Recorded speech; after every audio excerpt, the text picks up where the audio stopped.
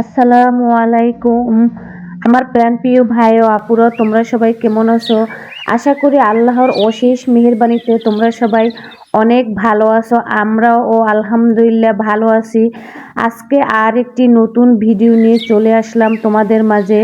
আজকের ভিডিওটি কুয়াশা আচ্ছন্ন সকালবেলা থেকেই শুরু করে দিয়েছি।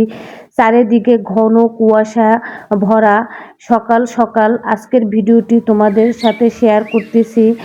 অফ ক্যামেরায় আমি রান্নাঘরে এসে সব কাজকর্ম গুছিয়ে তারপরে আজকে রাইস কুকারে বউ ভাত রান্না করব। এর জন্য রাইস কুকারে বউ ভাতটা রান্না করে নিচ্ছি।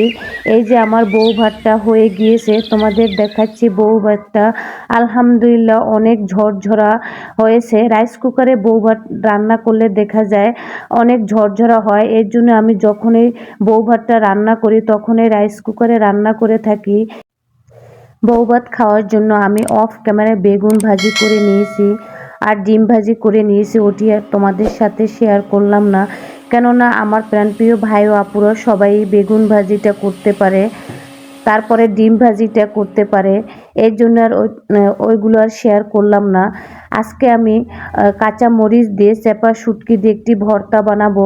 আজকে তোমাদের এই ভর্তা বানিয়ে দেখাবো। এই ভর্তা বানানোটা তোমাদের সাথে শেয়ার করতেছি।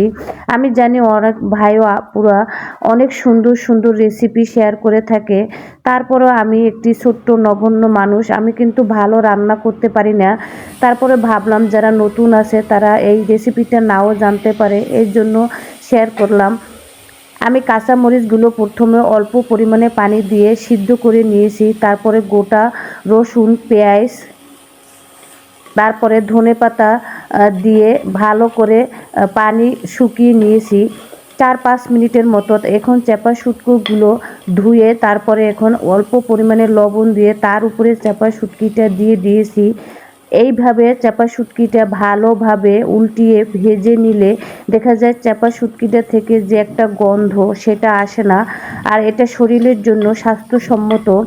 এই যে আমি চেপা শুটকিগুলো এখন ভেজে নিয়ে তারপরে এই যে তোমাদের দেখাচ্ছি কিভাবে এই যে আমি কাঁচা মরিচ, তারপরে রসুন, পেঁয়াজ আর ধনেপাতাটা টেলে নিয়েছি।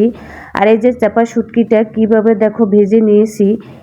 এইভাবে চেপা শুটকিটা ভেজে তারপরে ভর্তা করলে দেখা যায় তুমি বাহিরে রেখেও 2 দিন পর্যন্ত খেতে পারবে, তাহলে আর নষ্ট হবে না। কেননা এটা থেকে সম্পূর্ণ পানি নিগড়িয়ে নেওয়া হয়েছে এবং ভাজা ভাজা হয়ে গিয়েছে, পেস্টও ভাজা হয়ে গিয়েছে, রসুনটাও ভাজা হয়ে গিয়েছে, ধনে পাতাটাও ভাজা ভাজা হয়ে গিয়েছে। এর জন্য আর শুটকি ভর্তাটা নষ্ট হয় না, অনেকক্ষণ সময় রেখে খাওয়া যায়।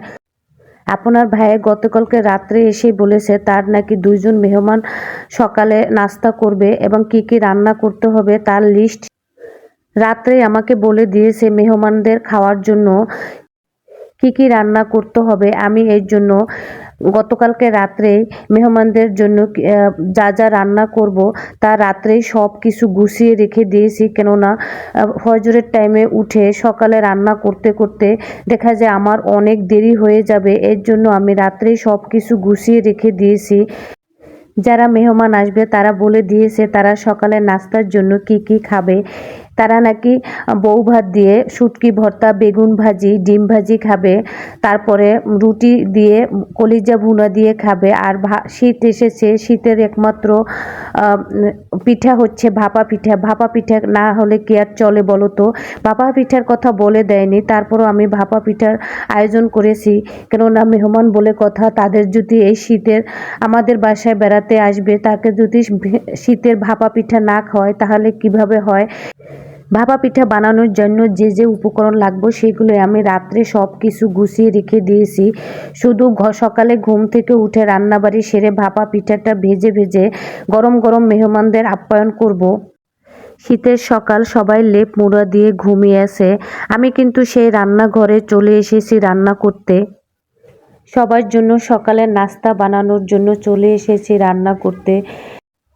যতই শীত হোক না কেন আমরা কিন্তু সেই সকালবেলা ঘুমিয়ে থাকতে পারি না, কেননা সংসারে সবার জন্য নাস্তা বানাতে হবে, সন্তানকে খেতে দিতে হবে। সেই কথা চিন্তা করে সেই আমাদের সকাল সকালে ঘুম থেকে উঠে সবার জন্য নাস্তা বানাতে হয়।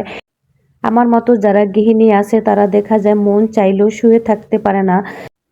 সবার কথা চিন্তা করে সবাইকে ভালো রাখার জন্য আমাদের সেই প্রচণ্ড শীতও ঘুম থেকে উঠে তারপরে সবার জন্য নাস্তা বানাতে হয়। কেননা আমাদের মতো যারা গৃহিণী আছে তাদের সংসারে একটি দায়িত্ব আছে, সেই দায়িত্বের কথা চিন্তা করে সবাইকে সুখে রাখার জন্য আমরা এই সামান্য এতটুকু ত্যাগ তো স্বীকার করতেই পারি। এই সামান্যটুকু ত্যাগ স্বীকার করে আমরা সংসারের সবাইকে ভালো রাখার চেষ্টা করি। সবাইকে ভালো রাখতে গিয়ে সবার কথা চিন্তা করে দেখা যায় এই প্রচণ্ড শীতও আমাদের গায়ে লাগে না। এই শীতটা আমরা অনুভব করতেই পারিই না। এদিকে কথা বলতে বলতে আমি কিন্তু গরুর কলিজাটা রান্না করে ফেলেছি।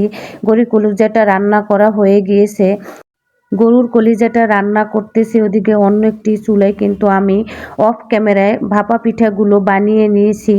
তারপরে এখন অন্য একটি চুলায় অফ ক্যামেরায় আমি রুটি বানানোর জন্য কাই করে নিয়েছি। এখন আমি গরুর কলিজাটা নামিয়ে ফেলবো, তারপরে আমি অফ ক্যামেরায় রুটিগুলো বানিয়ে নিয়েছি। এখন আমি রুটিগুলো ভেজে নিচ্ছি। আমার প্রাণপ্রিয় ভাই ও আপুদের আমি একটি অনুরোধ করব, আপনাদের আমার ভিডিওর কোনো অংশ যদি ভালো লেগে থাকে বা ভিডিওর কোনো কাজ বা কথা আপনাদের মনে ধরে থাকে তাহলে আমার চ্যানেলটিকে একটি সাবস্ক্রাইব করে নেবেন। আমার প্রাণপ্রিয় ভাই ও আপুরা, আরেকটি কথা, একটি লাইক দিতে কিন্তু একদমই ভুলবেন না। আপনার একটি লাইক আমাকে অনেক দূরে এগিয়ে নিয়ে যেতে পারে, অনেকের সাথে পরিচয় করে দিতে পারে। পাশে থাকা বেল আইকনে অবশ্যই ক্লিক রাখবেন। যখন আমি কোনো ভিডিও আপলোড করব তখনই আপনার কাছে নোটিফিকেশন আকারে পৌঁছে যাবে, আর সেটি আপনি আপনার সময় মতো দেখে নিতে পারবেন। আর যারা অলরেডি এই কাজটি করে নিয়েছেন তাদেরকে জানাই অসংখ্য ধন্যবাদ। আজকে কিন্তু মেহমানের জন্য আমাদের জন্য অনেক রুটি বানাতে হবে, এর জন্য কিন্তু এই রুটিগুলো বানাতে আমার কিন্তু অনেক সময় লেগেছে। আমি অনেকগুলো রুটি বানিয়েছি। একার হাতের কাজ জানোই তো, বানানো তারপর আবার ছেঁকে নেওয়া। এর জন্য বেশি বানিয়ে রাখলে দেখা যায় রুটিগুলো একটির সাথে একটি লেগে যায়। এর জন্য একটা একটা বানিয়েছি আর একটা একটা একাই সেঁকে নিয়েছি। এই যে সবগুলো রুটি এখন আমি সেঁকে নিয়েছি। তারপরে মেহমানদের কিন্তু অফ ক্যামেরায় খেতে দিয়েছি, আপ্যায়ন করে নিয়েছি। তারা কিন্তু খাওয়া দাওয়া শেষে চলে গিয়েছে। এই যে আপনাদের ভাইকে কিন্তু আমি ভাপা পিঠা খেতে দিয়েছিলাম, তার তো ডায়াবেটিস, সেও অল্প একটু খেয়ে আর খায়নি। তার খাওয়াটাই এখন আমি খেয়ে নিচ্ছি। আমাদের বাড়ি বরিশাল থেকে এই যে মাদারীপুর ঐতিহ্যবাহী খেজুরের গুড় পাঠিয়েছে, সেই খেজুরের গুড় ভাবলাম যে একটু নিয়ে আমি ভাপা পিঠা দিয়ে ভরিয়ে খাই, দেখি কেমন লাগে। তোমরা মানে বিশ্বাসই করবে না, আমি ভাপা পিঠা দিয়ে খেজুরের গুড় খেয়েছি, আমার কাছে কিন্তু অসাধারণ লেগেছে। তোমরা ট্রাই করে দেখবে, যারা মাদারীপুরের আছো, বরিশালের আছো, এই খেজুরের গুড় দিয়ে ভাপা পিঠা দিয়ে খেতে কিন্তু অনেক মজা। আমি কিন্তু এই প্রথমে খেলাম, খুবই ভালো লেগেছে। আর কমেন্টে জানাবে আমার ভাপা পিঠাটা বানানো কীরকম হয়েছে। আজকে এই পর্যন্তই। আমার প্রাণপ্রিয় ভাই ও আপুরা, তোমরা সবাই ভালো থেকো, সুস্থ থেকো। আল্লাহ হাফিজ।